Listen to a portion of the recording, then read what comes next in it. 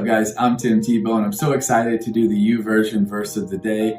And actually, it's not one verse, it's two, so that's kind of sweet. So we have that going for us, which is nice. So let's dive in. Ephesians 2, 8 and 9. For by grace you have been saved through faith. And this is not of ourselves, it is the gift of God, not as a result of works, so that no one may boast. Man, I feel like we do that way too often. We boast about it like we earned it, like we deserve it. And we didn't, and we don't. None of us are good enough. I'm so far from being good enough to deserve grace, but God loved us enough.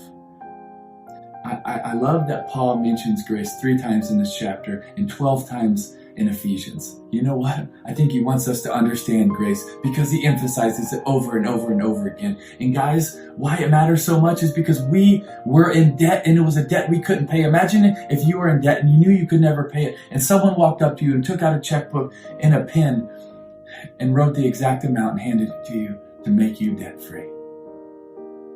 Wow. But you see, guys, we were in debt and we could never pay it.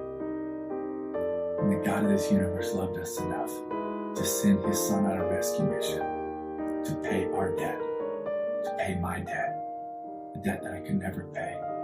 But you see, this debt wasn't paid with a pen and a piece of paper and a checkbook. It was paid with Jesus' life, the Son of God's life. And he loved us enough to pay that debt. That is the grace of God. We don't deserve and we didn't earn. But when we boast, let's not boast on anything we've done because it's ultimately not that great. But we can boast about everything that he has done because it is great. So let's go boast, but boast about him. Amen. To God, Yahuwah, be the glory. Through Jesus Christ, Yahusha HaMashiach, my Lord.